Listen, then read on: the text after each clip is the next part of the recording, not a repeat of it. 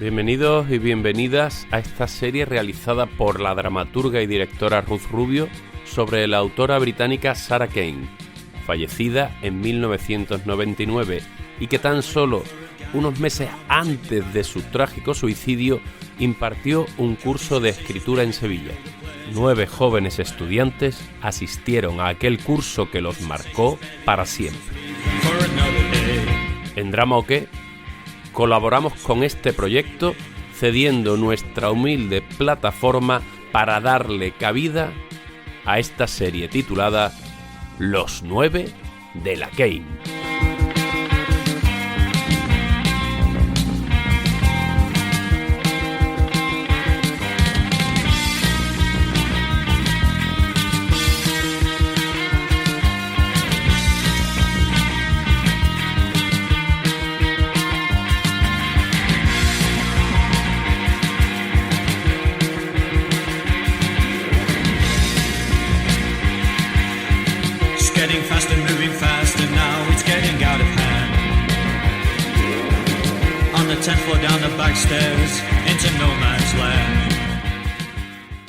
Carlos Herrera, que además de director y dramaturgo es filólogo, hizo su primer curso de dramaturgia con Sarah Kane y tuvo la suerte de acercarse a sus obras en su lengua original. Quería hacer un inciso en el tema de la traducción porque somos muchas las que nos hemos quejado de que no ha sido hasta 2019 que hemos tenido publicadas en España las obras completas de Sarah Kane. Pero lo cierto es que hace ya 13 años la ESAT de Galicia fue pionera y publicó un tomo con las obras completas traducidas al gallego. Aparte, en 2006, Rafael Spregelburg también tradujo la obra de la autora en Argentina. Fue excepcional el trabajo de Antonio Álamo con Bleisted y el de Antonio Fernández Lera con El amor de Fedra. Ambos textos publicados en la revista ADE porque gracias a ellos, estas dramaturgas que hicieron el curso con Sarah Kane tuvieron acceso a las obras de la autora.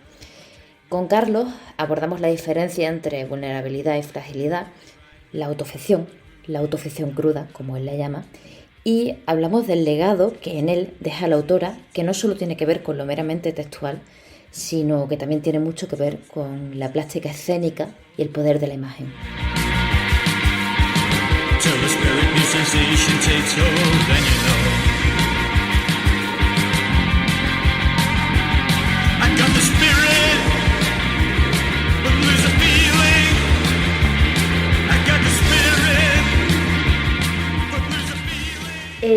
Vale, pues vamos a empezar un poco por el contexto. Sevilla del 98, ¿qué hacías allí y cómo estabas? Pues yo en ese momento seguía en el grupo universitario de filología, que había 2. Uno, digamos, que era el teatro universitario más contemporáneo, y yo primero entré como actor y después me quedé como director en el teatro clásico. Y claro, bueno, pues ya entré en ese mundo del teatro. Y yo escribía, como todo el mundo, sus poemas, sus relatos, publicaban en la revista de la universidad.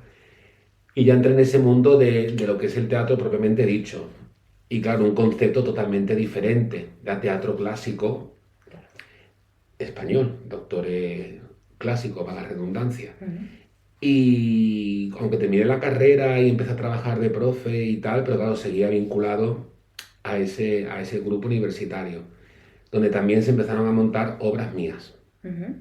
Y claro, como antes no había ESAT en Sevilla, ni había esta proliferación de escuelas de actores, que tú sabes que ahora hay 800. Sí. Antes no había. Sí.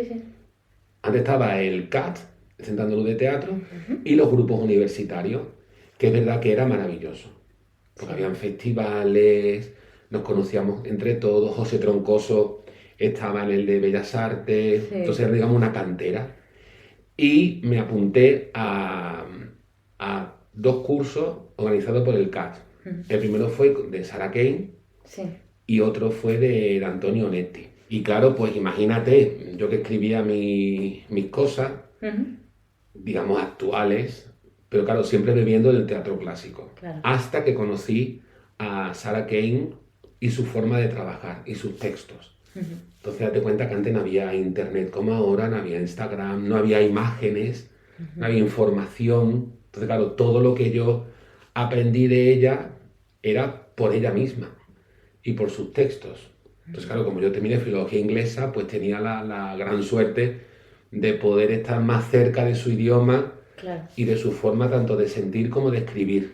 claro. Y tuve también la suerte de ver un montaje de Psicosis aquí en el Teatro del Barrio. Sí, el de mayo del 21, que Exactamente. además escribiste una reseña sobre él. Efectivamente, y conocí a la actriz, porque dije que conocía a Sarah Kane. Ujú, Y claro, cada idioma tiene su particularidad. claro. Claro, el inglés traducido, no sé, a mí me resuena mucho mejor Sarah Kane en su lengua, Ujú, porque todos los recursos estilísticos que tiene el inglés no se pueden transportar al español. claro. Y el pulso que tiene su verso Ujú. y las palabras que utiliza y de la forma que la utiliza, claro, eso desgraciadamente se pierde. Sí, claro, hay una cuestión de tempo, también la ambivalencia del género, que se puede jugar mucho más con El el inglés. ritmo, Sí, sí, sí, o sea, el tempo de hecho, Psicosis 48, que la justo estoy trabajando ahora, se pierde muchísimo en la traducción. Ha tardado muchísimo en traducirse Sarah Kane ujú, al español. ¿Por qué? O sea, ¿por qué crees que ha ocurrido eso? no sé, de todas formas, como se supone que es un enfant terrible, Ujú, como se dice en francés, ¿no? También cuesta trabajo que lleguen los autores extranjeros al panorama escénico español, ¿no? ujú, Y suelen llegar siempre pues los consagrados, desde Shakespeare a cualquiera. ujú. También es muy difícil su teatro. Sí, Es un teatro muy, muy, muy difícil, muy arriesgado. Y tú sabes que en las carteleras pocos son los que se arriesgan a trabajar un autor desconocido, porque claro, ella es mundialmente famosa, pero no es, digamos, como puede ser Yasmina Reza, claro. y son obras más comerciales. Ella tiene de todo menos comercialidad. Ujú, sí, sí. Y bueno, volviendo al curso en Sevilla, hay una pregunta porque ni lo he encontrado en prensa, ni tampoco tus compañeros se acordaban del todo. ¿Cuántos días duró el curso? Pues mira, yo tampoco me acuerdo. No sé si fue una semana Ujú, mal contado o algo así.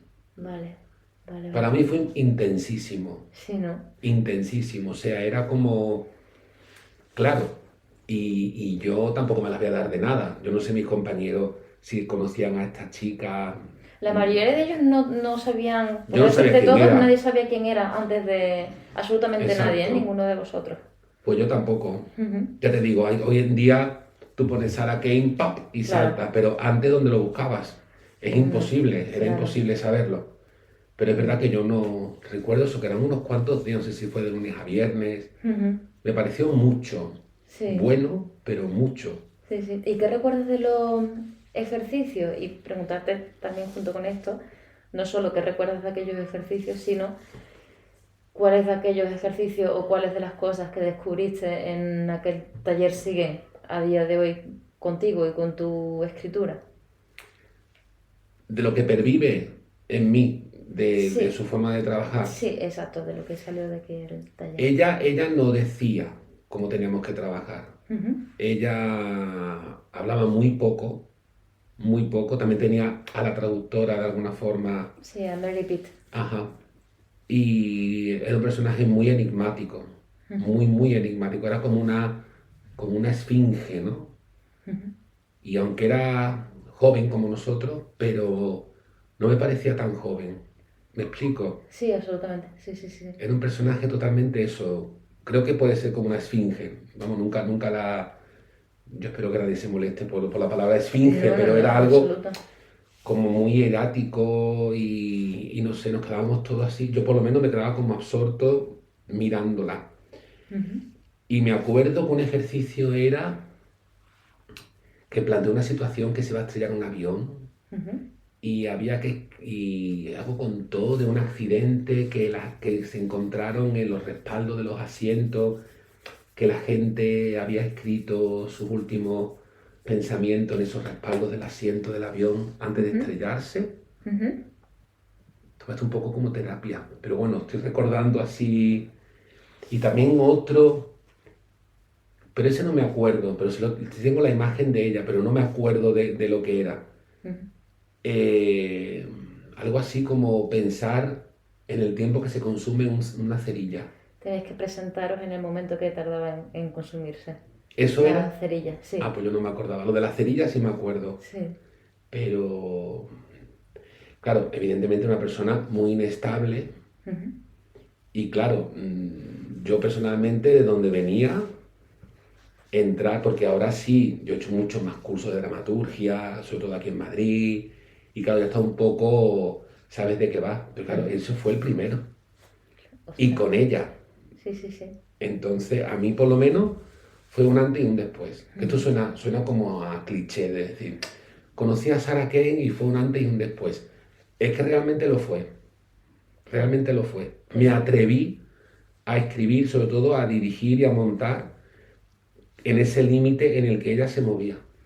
La palabra límite y el concepto en sí de explorar el límite es algo que ha aparecido mucho en las conversaciones que estoy teniendo con vosotros. Y también la noción del descubrimiento. Yo con Sarah Kane descubrí la sangre. Descubrí la sangre. Me fascinó el tema de la sangre en el escenario. De hecho, le pregunté, no sé si era Blasted, puede ser, que cómo hacía para sacar el ojo de un personaje a otro, Sí. y me dijo que era con una guinda, con una guinda, hacía el efecto de la guinda al actor, y hacía así y sacaba. Y yo, mi oral incorrecto, que acaba sacándole los ojos al personaje, hice eso. Entonces fue como un guiño a Sarah Kane. Y en Bastardo saqué un corazón de cerdo. Sí. Siempre comprábamos un corazón en el mercado. O sea, a mí el tema de la sangre y de ese límite, y sobre todo de personajes mentalmente inestables, yo eso es lo que he sacado de ella, más el tema de poder acercarse a eso sin temor. Claro, qué curioso porque a ti te ha acercado a algo que tiene que ver con lo narrativo, que es el límite desde la palabra, pero también algo que tiene que ver con la plástica. Y hasta ahora es algo que no ha aparecido y me interesa mucho esta cosa de atreverse, ¿no? De un poco también, pues no pasa, ¿no? Cuando estamos escribiendo teatro que muchas veces, sobre todo a los que también dirigimos nuestras obras, que nos ponemos las limitaciones de las normas, de lo real, ¿no? Y es como, ¿no? ¿Y por qué no le Sí, puede sacar los ojos un personaje sí. a otro, ¿no? Entonces esta sensación de libertad que os tuvo que dar el estar trabajando con ella debió de ser abismal. Y también hay una parte de ella que es la poesía. Porque ella bebe mucho de Shakespeare, por ejemplo. Sí.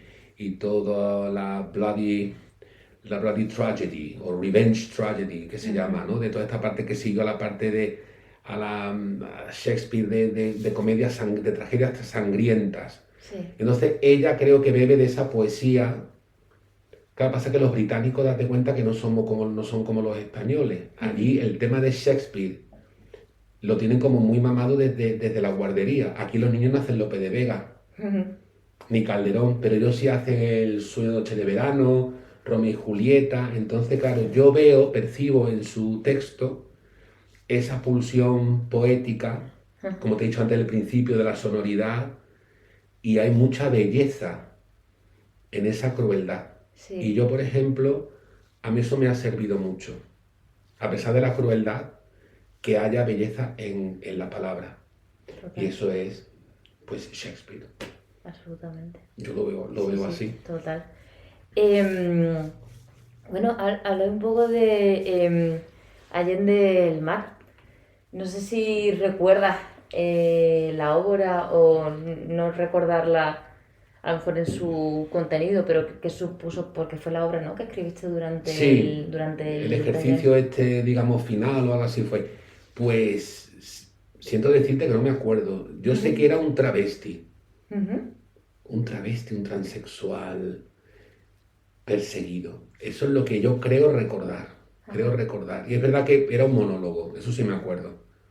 Porque a mí el monólogo es algo que me ha gustado hace mucho trabajar siempre. Sí. Más que el diálogo. Por eso te he dicho lo del tema mental, el tema de la introspección, ¿sabes? Ajá. Me acuerdo de eso. Sí, sí. No sé, me llevó. Yo tenía una pareja en ese momento Ujú. y me decía, Carlito, cada vez que vienes del curso, vienes fatal. Claro, porque estábamos haciendo calderón en la universidad. Claro. Claro, yo iba a ese curso y venía súper tocado. Primero que era contacto con gente, con dramaturgos que yo no conocía. Entonces ya esa interacción con gente que tú no conoces, no esa energía de gente allí reunida, Ujú. y ella del Royal Court de Londres, y digo, bueno, pero esto es muy grande. Claro, suena a Londres, ¿no? Sí, sí, sí, sí. Y esto es como muy grande. Entonces, claro, yo salía de allí y creo que todos salíamos un poco como diciendo, ¿pero esto qué es? Imagino que, bueno, me atrevo a imaginar, corrígeme si me equivoco, que imagino que también saldrías tocado allí porque habría un pacto no escrito, un pacto de vulnerabilidad, ¿no? De decir, venga, pues si vamos a explorar los límites, si vamos a explorar la belleza que hay en lo cruel, la única forma es mostrarse vulnerables, ¿no? A la hora de escribir. Claro, y lamentablemente la primera persona vulnerable era ella. Ujú, Más que vulnerable, me gusta decir más frágil. ujú. Claro, después ocurrió lo que ocurrió. Entonces, claro, es verdad que cuando te enteras de todo lo que ocurrió después, que no es como ahora, que vuelvo a repetir, que te enteras de qué ocurrió, cómo ocurrió, te enteras como diciendo, ha fallecido Sarah Kane, se ha suicidado, claro. Ahora tú te reportas a esos momentos del taller con ella. Y se resignifica todo. Efectivamente, tú lo has dicho, se resignifica todo, todo tiene un porqué y como diciendo, Dios mío, hemos estado en manos de alguien que nos ha llevado al límite de todo, porque ya estaba al límite de su vida. Ujú. Y además también la cuestión generacional ¿no? Que tenía vuestra edad. Sí, pero ya te digo, yo no la veía de mi edad, ¿eh? Ujú. Yo no veía a una chica de mi edad, Sí, sí. no, nunca me lo he preguntado, lo estoy contestando ahora contigo, Ujú. pero yo no la recuerdo una chica de mi edad. Cuando me has dicho, cumpliría la edad que tú tienes, y incluso ahora me ha vuelto a chocar, digo, sí, Ujú. no sé, o yo me veía más, no sé, más crío, o sobre todo más ingenuo, ¿no? Ujú. Sí, sí. Claro, yo no sé, mis compañeros en ese momento si tendrían algo ya de carrera dramatúrgica, pero creo que estábamos todos como en unos Sí, comienzos estabais todos en ahí. los inicios y justo esta mañana hablando con Gracia, que también tiene la misma edad que vosotros, se lo decía, tenía 27 años, pero parecía infinitamente más madura. Parecía que había vivido como más de lo que habíamos vivido. Exacto, exacto. Y es curioso que esto, sin haberlo hablado entre vosotros, forme parte como de ese imaginario colectivo de la figura Ujú. de ella, ¿no? Em, me interesa mucho esta puntualización que has hecho, ¿no? Cuando yo te proponía la palabra vulnerable para referirme a ella y tú me hablas de fragilidad. Mm. Realmente o sea, claro, decía vulnerable porque me pregunto, y me lo pregunto ahora contigo en voz alta, que hasta qué punto no hay, claro, el mostrarse vulnerable hay una voluntad de, ¿no? Mientras que la fragilidad es algo inevitable, ¿no? Ujú. Entonces, claro, tenía la sensación de que estabas puntualizando precisamente porque para ti esa vulnerabilidad en ella te parecía algo que ella no podía evitar o que no podía controlar. No, no, pero ya te digo, yo no la veía vulnerable. Ujú, No, te he dicho que era como una esfinge. ujú, Yo no la veía vulnerable. Lo que sí es verdad que a toro pasado, sabiendo lo que había sucedido y de la manera que había sucedido, y no era la primera vez que lo intentaba, creo recordar, ahí, como tú bien has dicho, se resignifica todo y dice, estabas en manos de alguien frágil. Es ujú, decir, que su vida pues pendía de un hilo, ujú. que no podía llevar las riendas de su propia vida. Claro, ahí, pues esa es mi visión. Pero con ella delante, yo no tenía no había ningún síntoma de ser vulnerable ni frágil. Ujú, Era enigmática, era dura. Tenía una expresión como muy dura. ujú. No sé. Y Entiéndase, dura en el sentido de sí, una mirada como muy fija y sí, sí, sí. como... Porque Mm, evidentemente después sonreía y era una claro. chica agradable. Pero Mm, me estoy hablando de hace mucho tiempo y de imágenes, ¿no? ujú. Y, y cuando la lees, sin embargo, no te da la sensación de que hay una elección de mostrarse vulnerable. Hombre, en psicosis sí, por supuesto. Ujú, Claro, autobiográfica y realmente... Mira, eso es otro de los puntos que yo recojo de su influencia. Porque ahora, bueno, ahora se llama autoficción. Vale. De hecho, prologa un libro que se llama Mí, de compañeros míos de obras de autoficción. Y digo, anda, pues resulta que lo que yo escribo se llama autoficción. A mí no me importa contar mi vida porque ya la cuento en el teatro, ¿no? ujú, Entonces ahí sí que veo que comparto con ella en ese sentido el no tener ningún tipo de pudor a decir, me levanto a tal hora porque necesito tomarme mis pastillas y veo el mundo de esta manera, ¿no? ujú, Para mí un acto de valentía tremendo. ujú. Eso sí que es autoficción, Sí. pero en cruda. Ujú. Yo creo que ella era muy cruda a la hora de... Y pienso Sí, que así ha de ser. claro.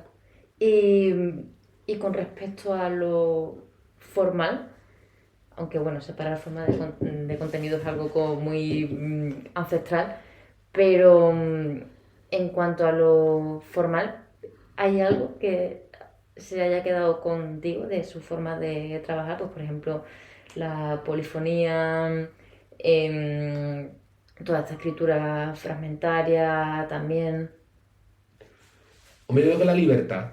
Ujú, La libertad, porque cuando yo ahora veo lo que veo aquí, aquí, a esta hora, cuando yo veo lo que veo, porque eso también hago reseñas, ujú, y que siempre digo que no soy crítico de teatro, que voy y escribo mis impresiones, no se me ujú, ocurre enmendarle la plana a nadie, ujú, pero creo que este tipo de personas como Sarah Kane forma parte de ese parnaso de elegidos y ya todo lo que viene después, como se suele decir, no hay nada nuevo bajo el sol. Yo creo que esa transgresión de ella a la hora de escribir esas frases y a la hora fue ella para mí, ¿no? ujú. O a lo mejor me he perdido a alguien y no lo he leído, pero por ejemplo lo que hace Angelica Lidl, bueno, sí, incluso como ella escribe sus textos, ¿no? Ujú. Esa forma yo ya la conocía Sí, ya. hace veintitantos años con Sarah Kane, ¿no? Y aprovechando que también tienes este rol de espectador, activista, que hace reseñas de teatro, un punto en el que estoy parando siempre que estoy haciendo las entrevistas es hablar sobre la figura del espectador, porque me parece que también hay una voluntad en la literatura de Sarah Kane por hacer tomar partido al espectador, ya sea incomodándole, ya sea mostrándole la crudeza, la violencia. Eh, entonces, bueno, quiero preguntarte cómo piensas que veía ella al espectador y preguntarte, por supuesto, cómo lo ves tú. Y además me interesa mucho esta faceta tuya también ¿Cómo de... veía ella al espectador? Sí. Yo eso no puedo contestarlo porque no sé si lo dijo. Hablaba muy poco, ¿eh? Ujú, Era muy parca en palabras, eso sí, y como que pensaba mucho lo que tenía que decir y era muy telegramática. ujú, Esa es mi sensación. Como espectador, bueno, pues yo soy de la opinión, siempre lo digo, como Pirandello, ¿no? Que hay que meter el dedo en el ojo del espectador, ¿no? Hay que ujú, inquietarlo de alguna manera, pero no inquietar por inquietar, ujú. ¿vale? Entonces, claro, cuando vi el monólogo de esta chica en el Reto del Barrio, disfruté mucho porque la sensación que yo tenía con lo de psicosis y verla a ella, creo que podría ser muy rayano en lo que Sarah Kane transmitía con su texto, ¿no? Porque claro, era desagradable. Y yo, como soy ese tipo de teatro, pues la verdad es que yo estaba como un pez en el agua. Es lo que te puedo decir. Ella escribía para conmover, pero es que el teatro se escribe para eso. Y como yo soy de la rama de la tragedia, la comedia no te conmueve, te alegra. Que sí que después hay una lectura de como Molière, sí, pero realmente lo que te hace que te levantes del asiento, como mi obra Bastardos, ¿no? La del corazón y la de la sangre y todo eso. Que a la media hora se levantaron 10 personas y se fueron. Había 300, pero bueno, se fueron 10 o 12 por lo visto. Y la gente, es que se han ido. Y digo, claro, bien. Es que un espectador tiene que estar vivo y tiene que poder emitir opinión. Y la crudeza es lo que yo vuelvo a mí en su teatro veo esa crudeza y esa poesía. Vuelvo a repetirme en eso. Pues para despedirnos, me gustaría preguntarte algo que ella preguntó en el taller, que es ¿qué canción crees que suene el día de vuestro funeral? Pues...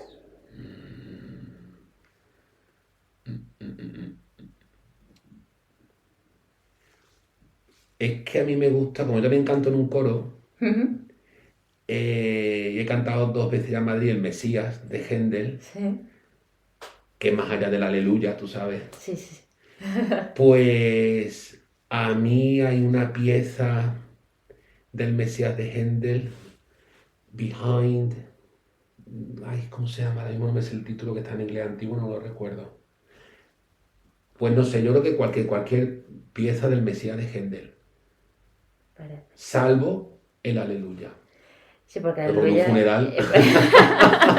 Bueno, podría ser muy... A lo mejor descubres la comedia el día de tu funeral. A lo mejor la descubro. Nosotros hemos empeñado en la comedia. Yo soy muy sarakeniano. Es que no sé, qué manía. Dirigí comedia en el clásico. Dirigí un Calderón que era comedia. Sí. Pero a mí como sangre y como verso y como fuerza, pues yo me he quedado con eso. Pero yo creo que cualquier pieza del Mesías de Händel, del Requiem de Mozart, a mí eso me pone... Cuando tú tocas el violín, a mí eso ese día es irae, a mí eso... Yo creo que algo así, algo como... Pues eso, pues muy, muy trágico. Pues estupendo. Coño, si me he muerto. Que menos, que la música esté a la altura. La carrá me gusta, pero no sé, yo creo que esa sería un poco la banda sonora.